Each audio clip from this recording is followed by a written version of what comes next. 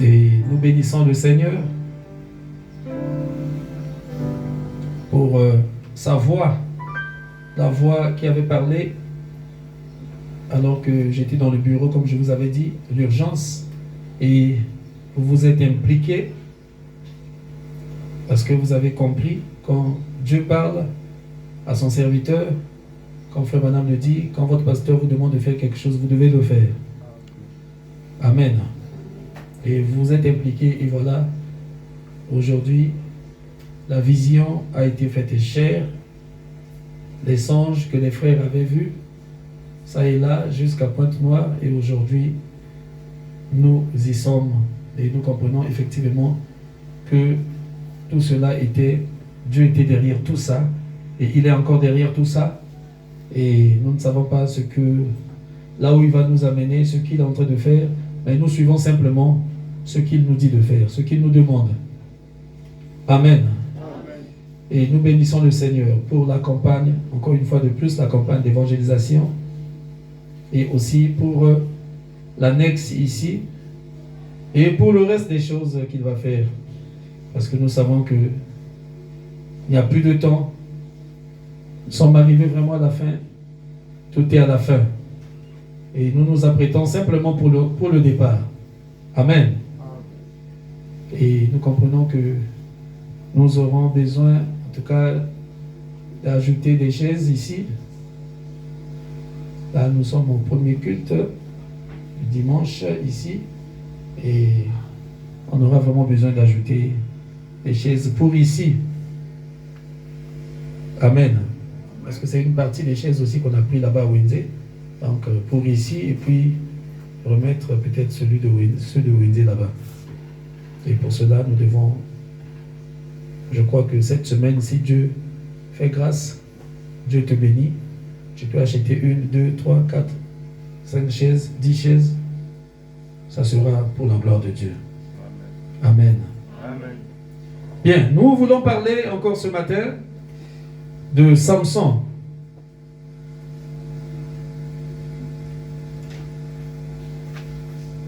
Et nous avons dit que Samson représente la véritable Église aujourd'hui.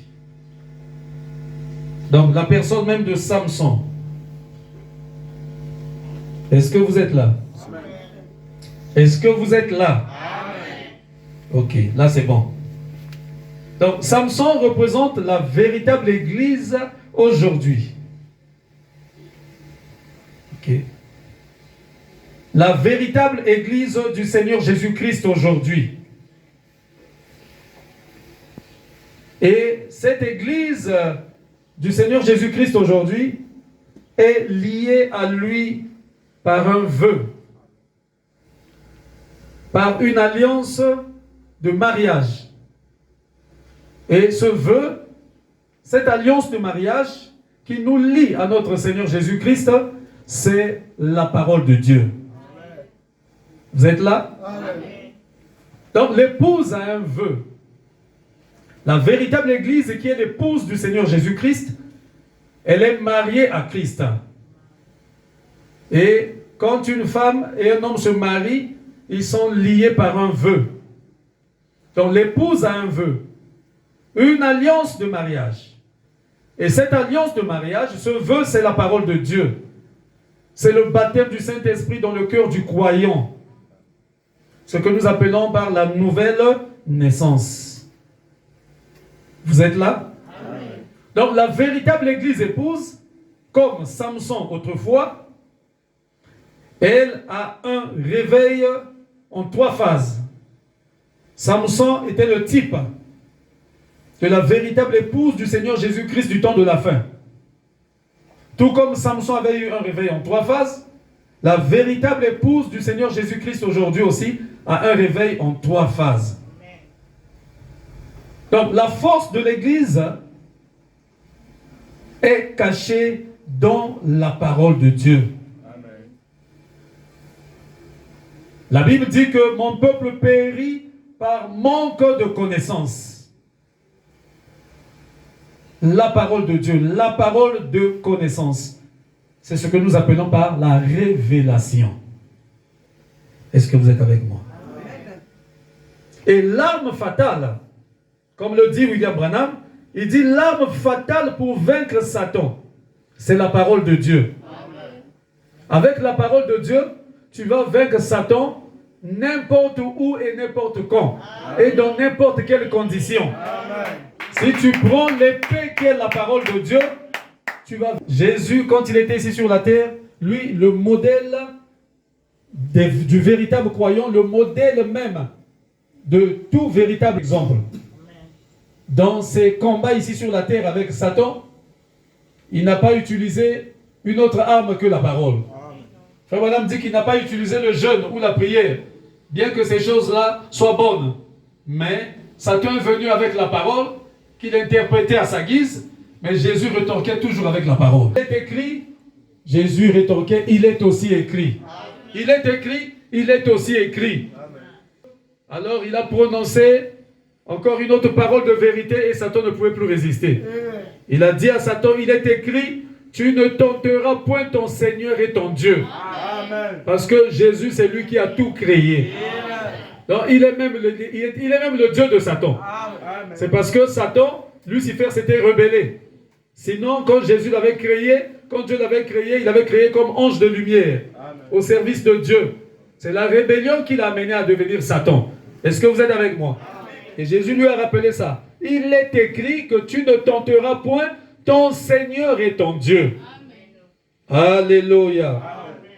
Donc, une église sans révélation, c'est la mort. Quand je parle d'une église ici, je parle du croyant. Parce que l'église, ce ne sont pas des tôles que vous voyez là, le bâtiment. Non. Même si c'était construit en marbre, ce n'est pas ça l'église. La Bible dit que Dieu n'habite pas dans ce qui est fait de main d'homme. Mais tu m'as formé un corps. Amen. Le temple de Dieu, l'église du Dieu vivant, c'est l'être humain. Est-ce que vous êtes avec moi? Amen. Donc, une église sans révélation, c'est-à-dire un croyant sans révélation, c'est la mort. Amen. Parce que l'église est bâtie sur la révélation.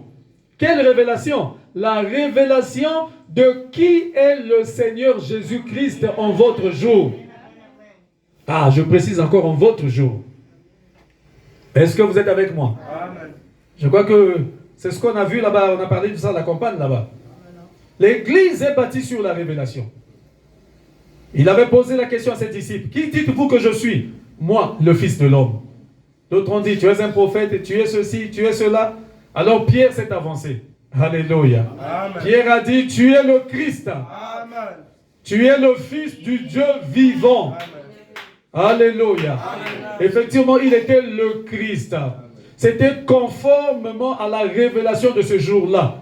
Il était le Fils de Dieu qui était venu pour donner sa vie pour le salut de l'humanité. Alors il a dit à Pierre, Alléluia, oh je te dis que tu es Pierre, c'est la vérité, ce que tu as dit. Et je te confirme que sur ce roc, Alléluia, sur cette pierre, ce roc, quelle pierre? Et les gens ont couru avec ça. Ils croyaient que l'église était bâtie sur la personne de Pierre. Non. Est-ce que vous êtes avec moi? D'autres ont dit que l'église est bâtie sur Jésus. Ça aussi, c'est une erreur. Alléluia. Mais l'église est bâtie sur la révélation de qui est Jésus.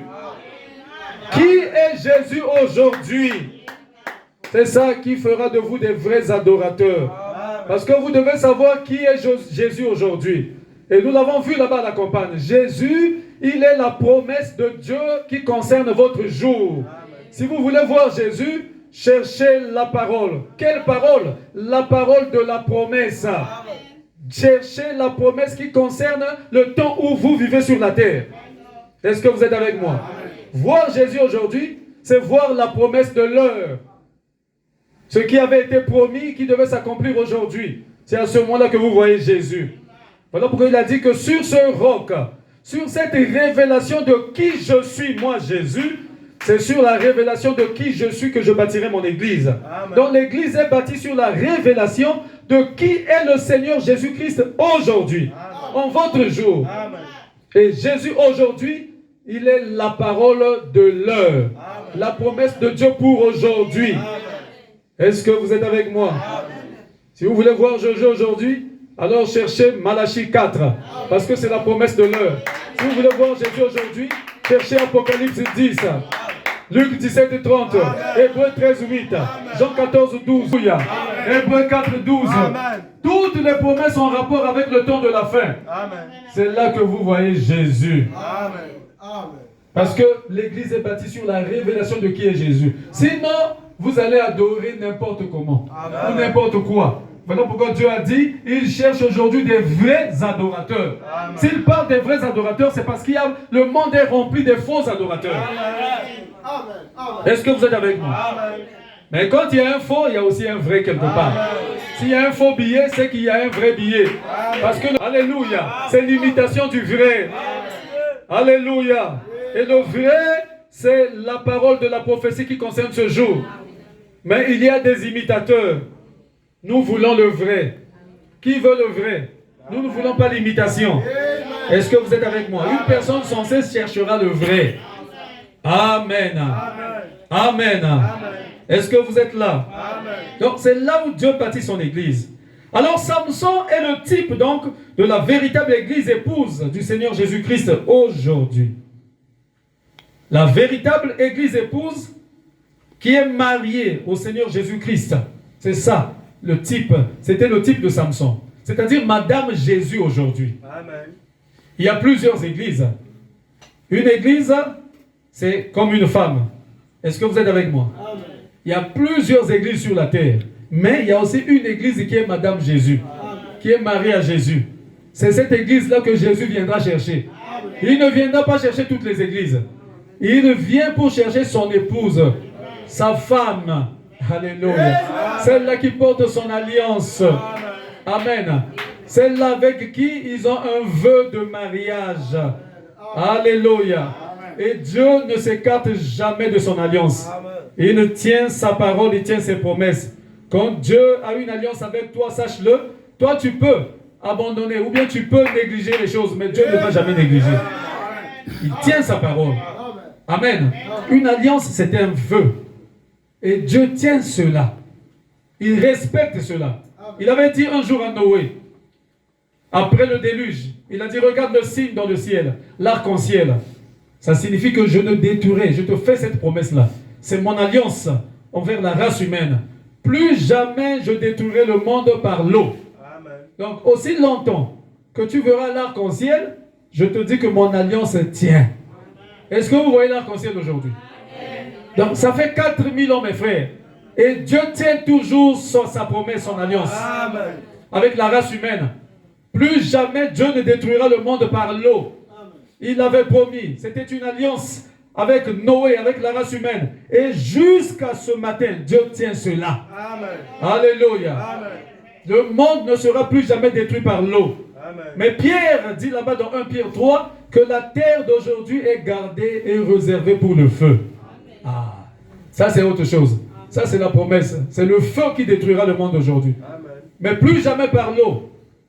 Et le signe de l'arc-en-ciel, c'est le signe qui montre que l'alliance de Dieu tient encore. Voilà pourquoi vous voyez l'arc-en-ciel continue toujours à apparaître. C'est que Dieu tient sa parole. Est-ce que vous êtes avec moi? Est-ce que vous êtes avec moi? Voilà pourquoi quand il te donne le baptême du Saint-Esprit, c'est un vœu, c'est une alliance. Il tient cela. Tu ne peux pas être baptisé du Saint-Esprit aujourd'hui pour le perdre demain. Non. Quand il te baptise du Saint-Esprit, c'est pour l'éternité. C'est le sceau de la vie éternelle. Peu importe ce qui peut t'arriver sur la route. Est-ce que vous êtes avec moi? C'est fini. Tu es déjà scellé. Est-ce que vous êtes avec moi? Et Dieu tient son alliance. Il tient sa parole. Est-ce que vous êtes avec moi? Et donc la véritable église épouse, comme Samson, elle a un réveil en 3 phases. Et nous avons vu que le secret de la force de Samson était caché dans sa chevelure. Est-ce que c'est la vérité? Sa force et sa puissance étaient cachées dans ses 7 tresses. Amen. Vous voyez toujours les types. Amen. Les cheveux de Samson, c'était tressé. Il avait 7 tresses sur la tête. Pas 8, pas 9, pas 10. Avec Dieu, il n'y a rien au hasard. Est-ce que vous êtes avec moi? Donc le secret de sa force était caché dans sa chevelure. Sa force et sa puissance étaient cachées dans ces 7 tresses. Et ces 7 tresses représentent la parole de Dieu aujourd'hui. Ces 7 tresses qui étaient sur la tête de Samson. Samson qui représente la véritable église. Ces 7 tresses sur sa tête, ça représente la parole de Dieu aujourd'hui.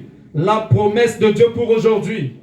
Le message du temps de la fin, qui n'est autre que la voix des 7 tonnerres. Amen. Vous voyez, on parle de 7 tonnerres. C'est ça le message du temps du soir. Amen. Et Samson, s'il y avait 7 tresses sur la tête. Est-ce que vous êtes avec moi? Et c'est là où était caché le secret de sa puissance. Tout comme le secret de la puissance de l'église. La puissance du croyant est cachée dans la parole de Dieu. Amen. La force et la puissance de l'église. Quand je parle de l'église, je parle du croyant. De toi, mon frère, de toi, ma soeur. Amen. Si tu es un croyant, tu dois le savoir. Que ta force, ta puissance est cachée dans la parole de Dieu. Amen. Alléluia. Est-ce que tu le crois? Amen. Voilà pourquoi tu dois toujours la garder propre et pure dans ton cœur. Si quelque chose de mal arrive sur ton parcours, sur ton chemin, arrange ça rapidement et relève-toi et continue ta marche. Est-ce que vous êtes avec moi? Est-ce que vous êtes avec moi? La force du croyant est cachée dans la parole de Dieu. La force de l'église aujourd'hui est cachée dans le message de l'heure, la parole de la promesse. Amen. Le croyant est gardé en sécurité dans la parole de Dieu. Si tu abandonnes la parole, c'est que tu as abandonné Jésus. À ce moment-là, tu deviens vulnérable. Est-ce que vous êtes avec moi? Et Jésus t'attend là où tu l'as abandonné. Amen. Aussi longtemps que tu marches avec la parole de Dieu, Dieu est avec toi. Et tu es fort. Parce que ce n'est pas toi qui combats, c'est lui qui combat pour toi. Même quand tu es endormi et que les démons viennent t'attaquer, tu ne comprendras pas. Ces démons-là ne comprendront rien.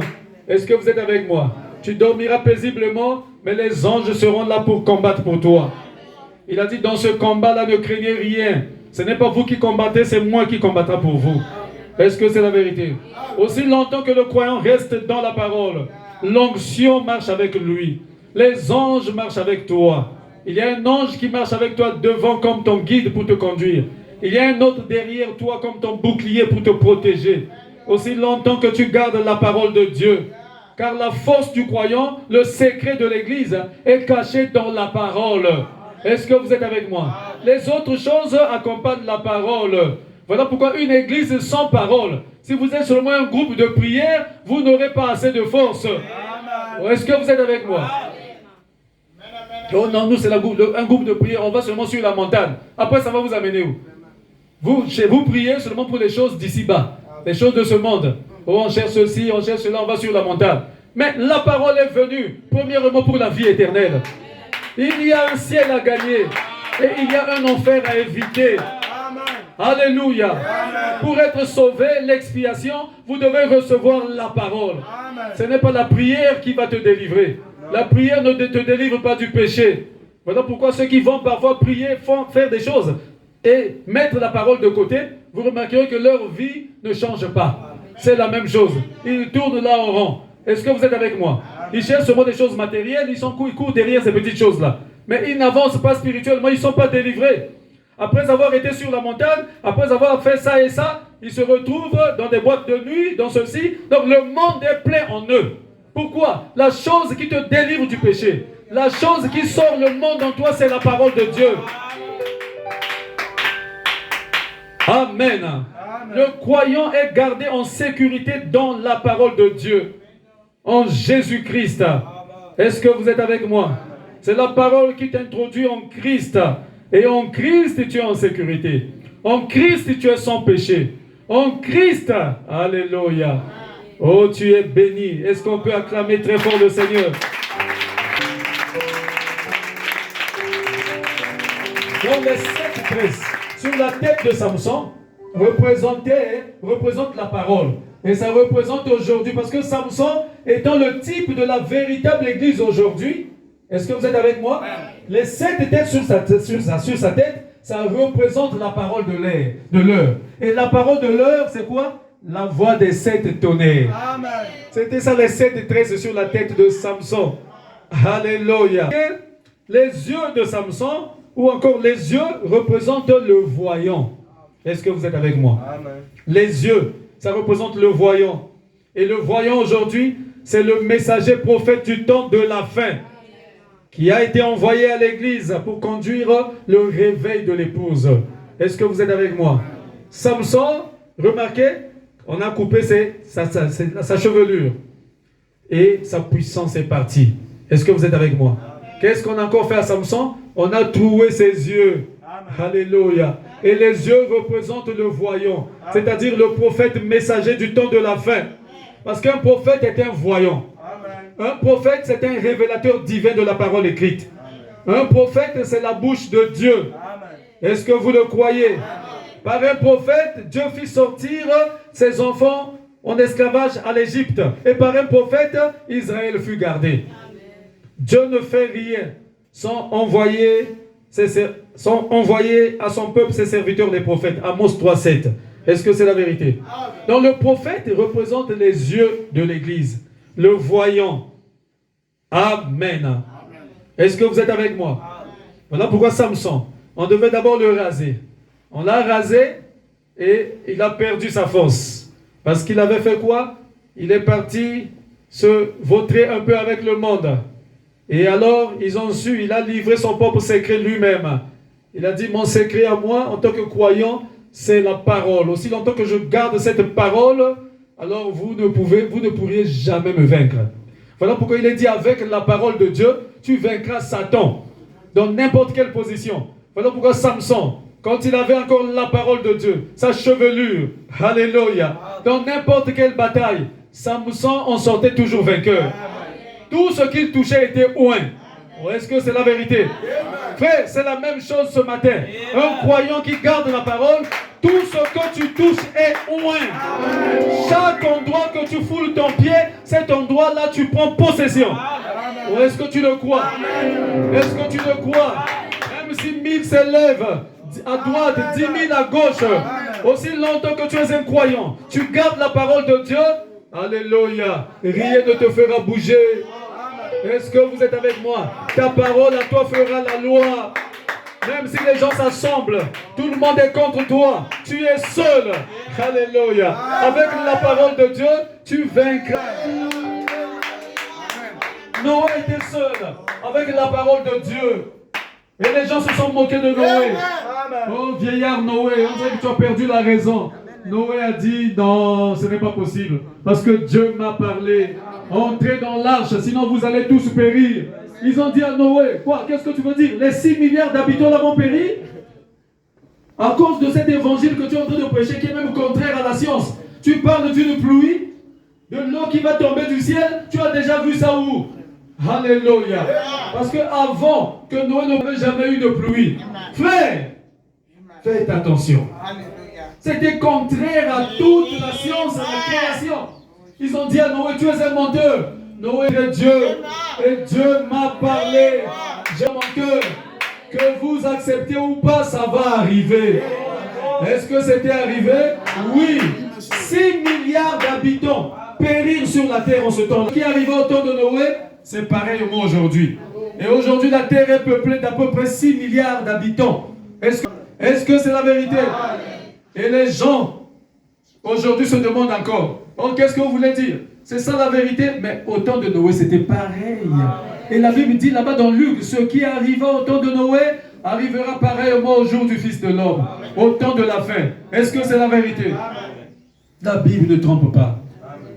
Avec la parole de Dieu, tu vaincras Satan n'importe comment. Samson, tout ce qu'il touchait était oint. Parce qu'il avait la parole de Dieu.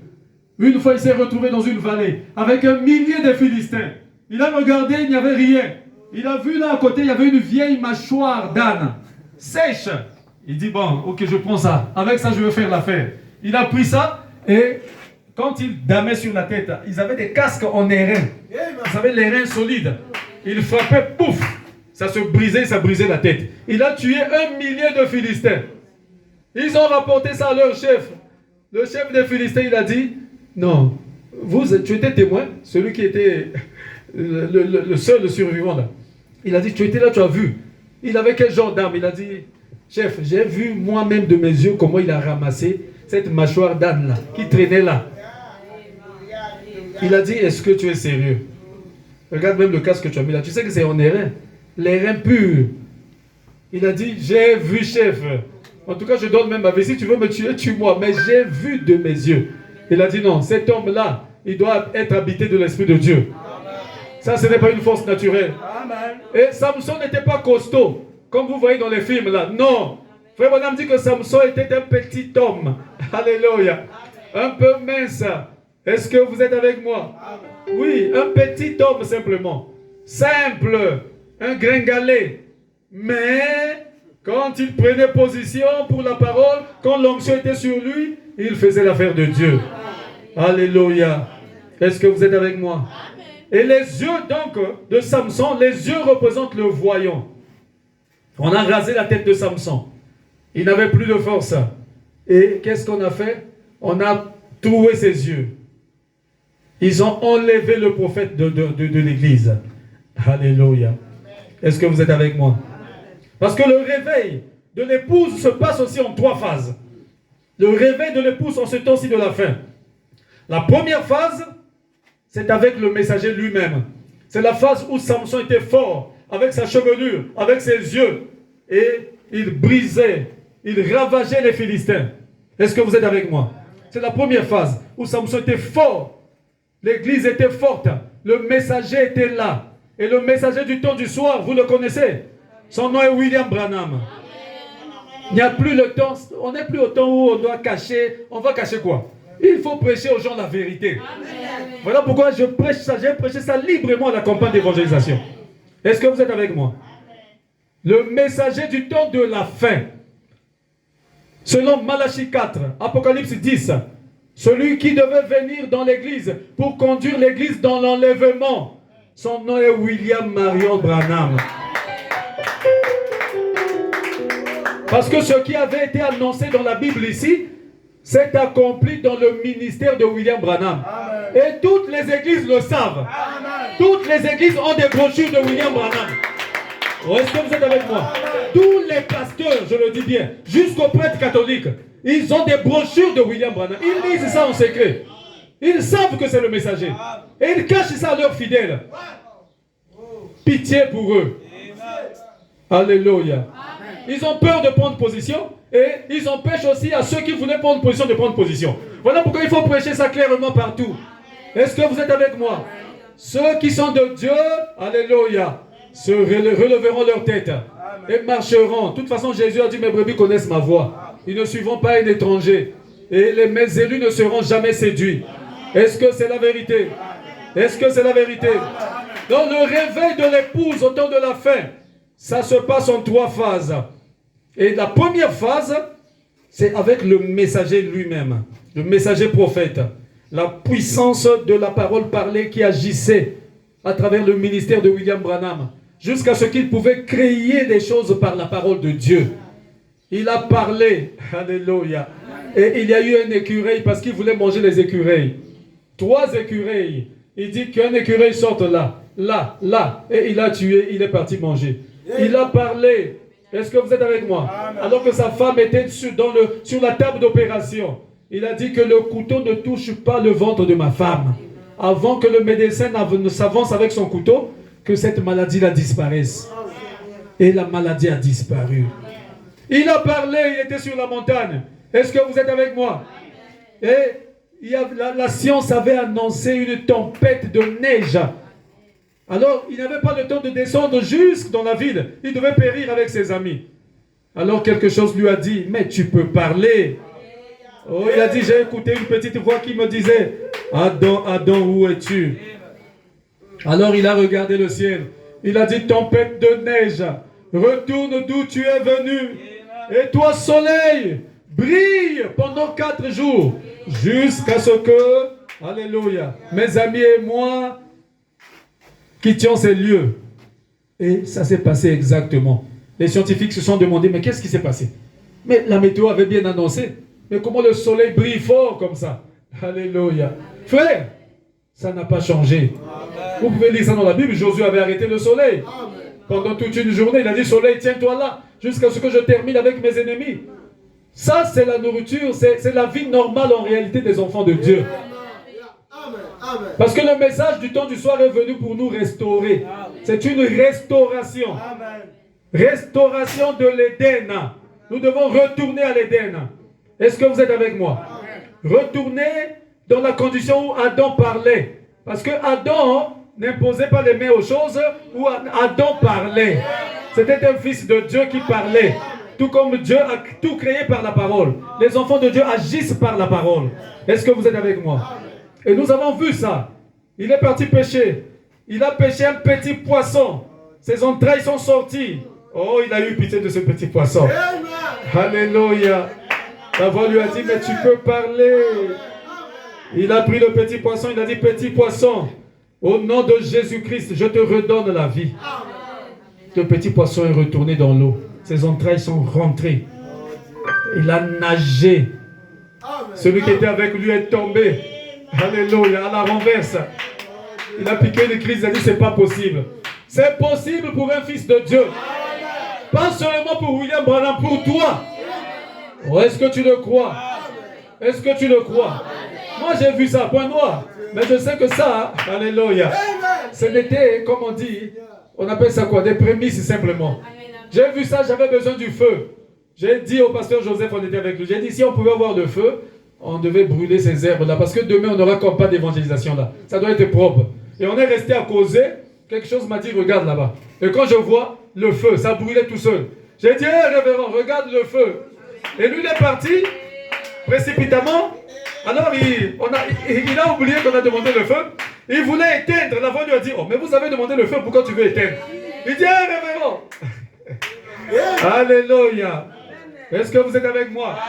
Moi j'appelle ça la grappe de raisin que Josué devait ramener de Canaan pour dire que le pays est réel, pour dire que le réveil de l'épouse est vrai. Le troisième poule est réel. Alléluia. Ça va commencer juste comme ça par des petits signaux et ensuite ça sera la vie normale de l'épouse. Amen.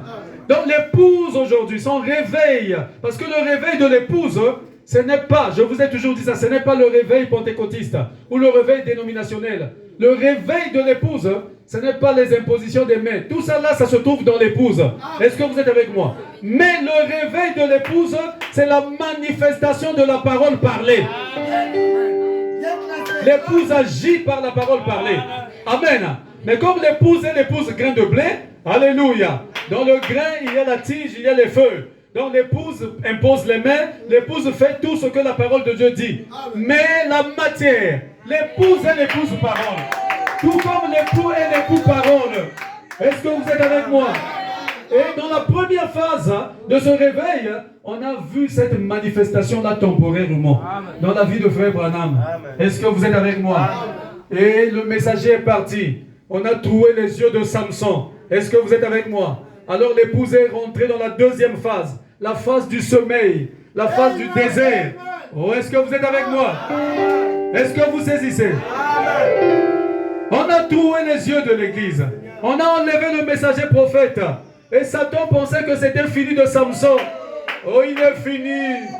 Il est fini. Et c'est maintenant qu'il est en train de dire ça. Oh, est-ce que vous me suivez? Ce que je suis en train de vous dire, c'est la scène qui est en train de se dérouler maintenant même. Il est en train de dire c'est fini. On avait enlevé le messager, oh c'est fini, il n'y a plus rien. Mais Satan ne faisait pas attention. Ces Philistins ne faisaient pas attention. Ils ne regardaient pas sa tête. Ils voyaient seulement l'église sans yeux, en train de jouer, en train de dandiner, en train d'essayer ici, un peu de campagne ici, un peu de ça et là. Alléluia. Mais ils ne faisaient pas attention à la tête. La chevelure de Samson, pendant ce temps, avait déjà repoussé. Alléluia. Est-ce que vous êtes avec moi? Parce que la phase du désert avait pris fin. La deuxième phase était arrivée à sa fin. Est-ce que vous êtes avec moi? Alors l'église devait rentrer dans sa troisième phase. Toujours sans yeux, sans prophète. Mais sa chevelure avait déjà repoussé. Est-ce que vous êtes avec moi? Ils ont dit qu'il est peut-être aveugle, mais en réalité il n'était pas aveugle. Il était conduit par un jeune homme. Alléluia. Il y a un jeune homme qui le conduisait. Il n'était pas réellement aveugle parce que ses yeux étaient devenus ce jeune homme-là. Je parie que ce jeune homme-là était prophète. Alléluia. Où est-ce que vous êtes avec moi? Conduit par un jeune homme, lentement, doucement. Il dit, place-moi au milieu des deux colonnes. Alléluia. Il y avait une à sa gauche et l'autre à sa droite. Est-ce que vous êtes avec moi? Il y a deux colonnes ici. Il y a l'Ancien Testament et le Nouveau Testament. Laisse-moi m'appuyer sur ces deux colonnes. Laisse-moi m'appuyer de nouveau sur la parole. Laisse-moi m'appuyer de nouveau sur la Bible, l'Ancien et le Nouveau Testament. Alléluia. Oh, jeune garçon, amène-moi au milieu. C'est vrai que je n'ai plus Dieu, mais toi tu es devenu mes yeux, parce que toi tu es révélé. Amène-moi lentement au milieu de ces deux colonnes. Quelque chose va se faire. Ça sera court, mais ça sera glorieux. Ça sera plus que nous avons vu. Alléluia. Et le dernier réveil de l'épouse, Frère Branham dit, ça sera une manifestation de l'épouse pendant un court moment. Mais ça sera plus glorieux. La troisième phase. Alléluia. La dernière phase. La phase du jubilé. Quel jubilé? Le jubilé du départ. Le réveil de l'enlèvement. Le réveil du troisième poule. Alléluia. Il a dit ce que vous avez vu faire au moins temporairement 5 fois, ce troisième poule, vous allez le manifester dans sa plénitude. Mais ça sera pendant un court moment. Alléluia. Vous allez créer par la parole. Vous allez créer ce que vous avez mangé. Parce qu'on vous empêchera d'acheter au marché. On vous empêchera de voyager. La marque de la bête va sévir partout. Mais vous, la petite église, vous n'entrerez pas dans ce grand conseil mondial.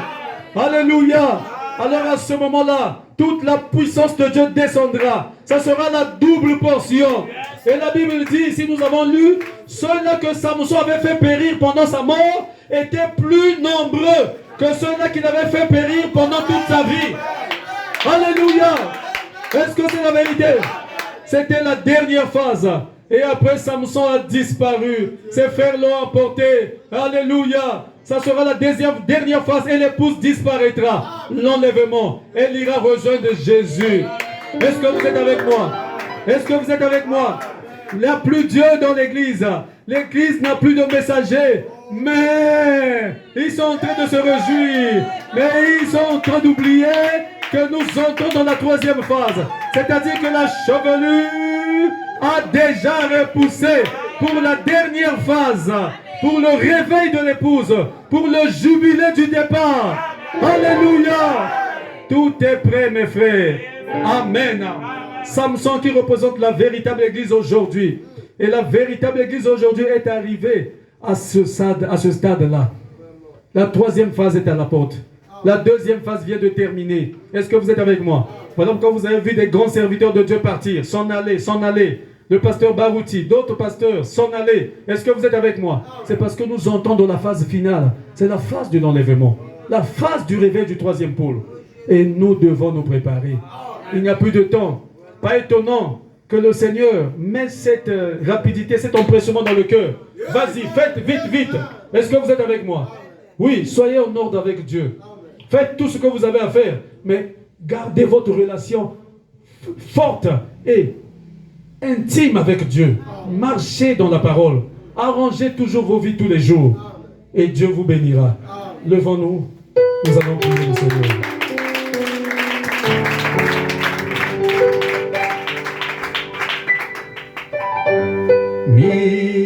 Miséricorde insondable. Dieu petit tout pardonner.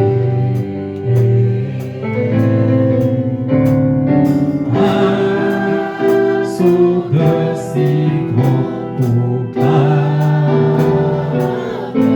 coupable.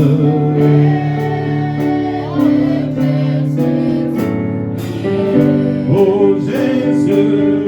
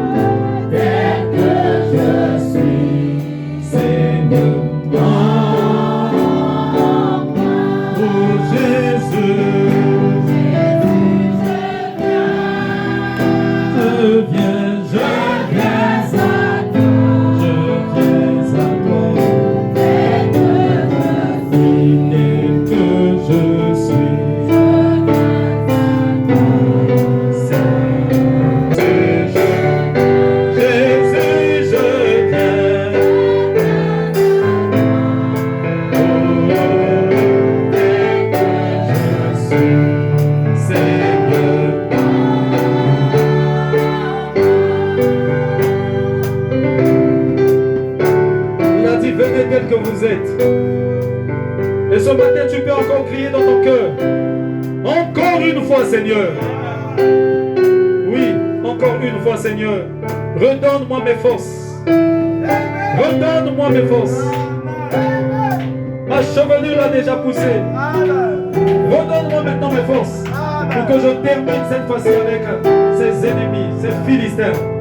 Encore une fois, Seigneur. Que chacun de nous élève sa voix et parle à Dieu.